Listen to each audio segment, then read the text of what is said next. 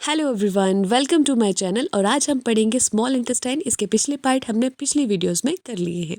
सो बच्चों, small intestine को site of complete digestion भी कहा जाता है। क्यों? क्योंकि यहाँ पे दो ग्लैंड्स की सिक्रेशन आती है, दैट इज़ लीवर, पैनक्रियास और खुद के इसके इंटेस्टाइनल ग्लैंड्स की। सो सबसे पहले बात करेंगे लीवर की। तो ध्यान दीजिएगा, पैनक्रियास जो है उसके पास कुछ एंजाइम्स होते हैं। मैंने कहा था खाने में 3 कॉम्प्लेक्स चीज़ें होती हैं, जैसे कार्ब्स, प्रोटीन्स, फैट्स। इनको तोड़ने वाले एंजाइम पैनक्रियास के पास है। पर पैनक्रियास की एक शर्त है कि ये सिर्फ एल्कलाइन मीडियम में काम करता है। सो खाना जो पेट से आया वो HCl से होकर आया है। HCl एसिड है, तो खाना क्या है? एसिडिक है। सो लीवर क्या करता है? बाइल जूस सिक्रेट करता है जो गॉल ब्लैडर में स्टोर होता है, फिर वो धीरे धीरे इंटेस्टाइन में उसको रिलीज करता है। सो इस बाइल का क्या फंक्शन है बच्चों? उस खाने को जो पेट से आया है एसिडिक, उसको एल्कलाइन बनाना, ताकि पैनक्रियास के एंजाइम काम कर सके। और दूसरा, एमल्सिफिकेशन ऑफ फैट, मतलब जो फैट के बड़े बड़े पार्टिकल्स हैं उनको छोटे छोटों में तोड़ देना, ताकि उसकी इजीली डाइजेशन हो सके। तो इसके दो फंक्शन है। इसके बाद पैनक्रियास के पास कुछ एंजाइम है, जैसे ट्रिप्सिन, लाइपेज और एमाइलेज। चलिए इनका एक एक करके फंक्शन देखते हैं। सो स्टार्च जो है, जो कि कार्बोहाइड्रेट है, उसको पैनक्रियाटिक अमाइलेज माल्टोज में तोड़ देगा। पेप्टाइड्स और पेप्टोन जो प्रोटीन्स के टूटे हुए पार्ट्स हैं, उनको फर्दर ट्रिप्सिन जो है पेप्टोन्स और अमाइनो एसिड में तोड़ देगा। ये एक टाइप का प्रोटीएज है। फैट्स को फैटी एसिड और ग्लिसरॉल में तोड़ देगा कौन? लाइपेज। इनके नाम मैंने शुरू में इसीलिए बताए थे आपको, अमाइलेज, प्रोटीएज, लाइपेज, ताकि आपको याद रहे पूरी प्रोसेस में। इसके बाद इंटेस्टाइनल ग्लैंड्स के पास भी कुछ एंजाइम्स होते हैं, जैसे कि सुक्रेज, माल्टेज, लैक्टेज, इरप्सिन और स्टेप्सिन। देखिए बच्चों, जहाँ भी एज आता है वो एंजाइम्स होते हैं। एंजाइम जो प्रोसेस को स्पीड अप कर देते हैं। यहाँ पे फर्दर खाना टूट रहा है। देखिए, सुक्रोज बच्चा शुगर्स है। सुक्रोज को सुक्रेज तोड़ेगा ग्लूकोज और फ्रक्टोज में। माल्टोज को माल्टेज तोड़ेगा ग्लूकोज ग्लूकोज में। लैक्टोज को लैक्टेज तोड़ेगा ग्लूकोज गैलेक्टोज में।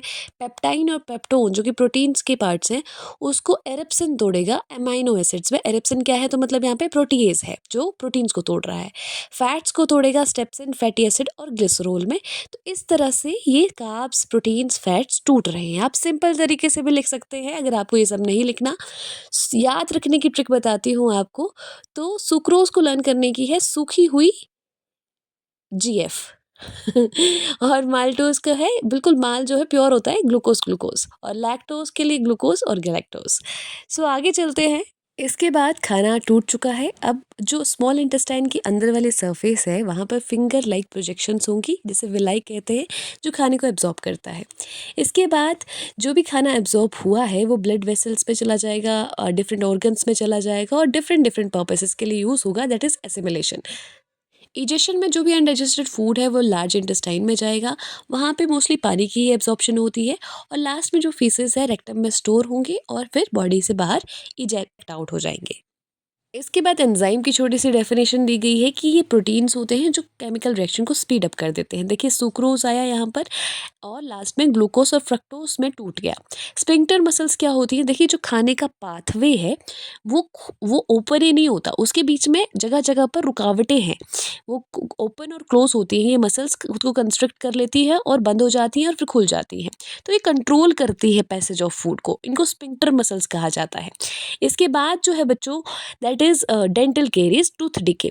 तो होता क्या है, जब भी कुछ आप खाते हैं तो शुगर्स आपके जैसे दांतों पे हैं, तो बैक्टीरिया इस पे फीड करता है और जब वो फीड करता है तो एसिड प्रोड्यूस करता है। दांतों की लेयर होती है बाहर वाली एनेमल, जो बहुत स्ट्रांग होती है, और अंदर वाली डेंटाइन। तो धीरे धीरे जब ये एसिड बनने लग पड़ता है तो ये एनेमल गलने लग पड़ता है। नॉर्मली सलाइवा इसको न्यूट्रलाइज कर देता है, पर जब क्या होता है कि बहुत सारा बैक्टीरियल सेल खाने के साथ दांतों पे चिपक जाता है, तो एक लेयर सी बना लेता है, जिसे डेंटल प्लेग बोलते हैं।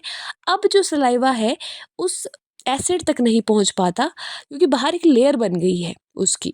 तो अगर आप ब्रश नहीं करेंगे तो वो लेयर बढ़ती जाएगी, जिस कारण से अंदर एसिड बनता जाएगा और दांत अंदर ही अंदर खराब होता जाएगा। इन्फ्लेमेशन आएगी, इन्फेक्शन होगा और दांत सड़ जाएगा। इसलिए ब्रश करना ज़रूरी है। सो बच्चों, यही हमारी एनसीईआरटी में है। अगर अच्छा लगा हो तो give a thumbs up and I will meet you in next lecture of respiration.